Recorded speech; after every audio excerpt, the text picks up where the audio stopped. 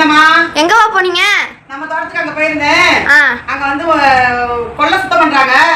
சரி அந்த வீடு சும்மா தானே இருக்கு, வாடகைக்கு போடுவேன் முன்னாடி சுத்தம் பண்ண சொன்னேன். மட்டை தக்காளி கீரை நிறைய இருக்குமா, அதனால பறிச்சுட்டு வந்தேன். இங்க பாரு பழம் பாரு, இந்த பழமெல்லாம் சாப்பிடலாம், ரொம்பவே டேஸ்டா இருக்கும். இது வந்து இந்த பழத்துல அவ்வளவு ஒரு மருத்துவ குணம் இருக்கு. இப்ப நான் சாப்பிடுறேன் பாரு, அம்மா சாப்பிடுறேன் பாரு, சாப்பிடவா? அவ்வளவு சூப்பரா இருக்கு. இப்ப பழத்தை கீரையெல்லாம் ஆஞ்சிக்கலாம், பழத்தெல்லாம் சாப்பிட்டு காயை வந்து மோரில் ஊற வச்சுக்கலாம். ஓகேவா? கட் பண்ணிக்கலாம். என்னம்மா மட்டை தக்காளி கீரையில என்னென்ன சத்து இருக்குமா, என்ன மருத்துவ குணம் இருக்குதுல? மருத்துவ குணம் எல்லாருக்கும் சுகருக்கு இதெல்லாம் நல்லது. மட்டை தக்காளி அப்படியா? வாய் புண்ணு நல்லது. இந்த காயெல்லாம் என்னமா செய்யலாம்? காயெல்லாம் மோரில் ஊற போட்டு காயை வச்சு குழம்புல போட்டுக்கணும், புளி குழம்புல. அம்மா என்னம்மா?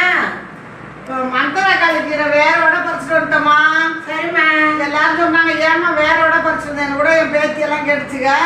சரிம்மா. நான் இங்க சுத்தம் பண்றாங்க, சரி மறுபடியும் முளைச்சிக்கிட்டு நம்ம வேணா கீரையை ஆஞ்சிக்கிட்டு இங்க நம்ம ரோட்டு வீட்டுல ஊட்டி வச்சுக்கலாம், அப்படி பறிச்சுட்டு வந்துட்டோமா? பறிச்சுட்டு வந்தா நல்லதுதாம்மா.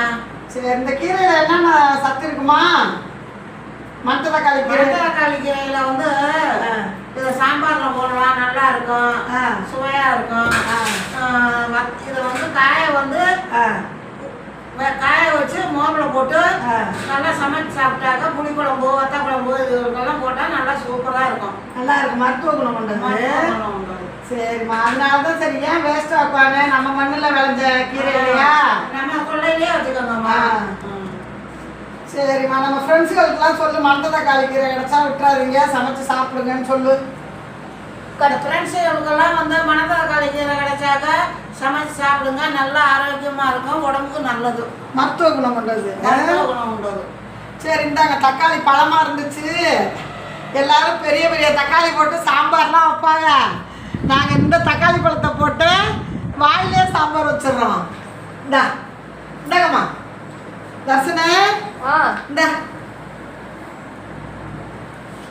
பாப்பா இந்த கடிச்செல்லாம் நீங்களும் சாப்பிடுங்க, இந்த அம்மாவும் சாப்பிட்ற மாதிரி.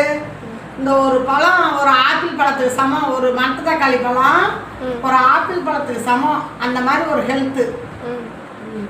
ஓகே ஃப்ரெண்ட்ஸ், இந்த வீடியோ பிடிச்சிருந்தா லைக் பண்ணி ஷேர் பண்ணி சப்ஸ்கிரைப் பண்ணுங்க. நீங்களும் கொஞ்சம் இடமா இருந்தாலும் ஒரு கீரை செடியோ ஏதோ ஒன்று வச்சுக்கோங்க, நம்ம இடத்துல விளைஞ்சது சமைச்சு சாப்பிடும்போது நம்மளுக்கு ஒரு மனசுக்கு மகிழ்ச்சியாக இருக்கும். Okay bye. இந்த வீடியோ பிடிச்சிருந்தா நம்ம வீடியோவுக்கு தொடர்ந்து சப்போர்ட் பண்ணுங்க. பாய் சொல்லுமா. பாய்.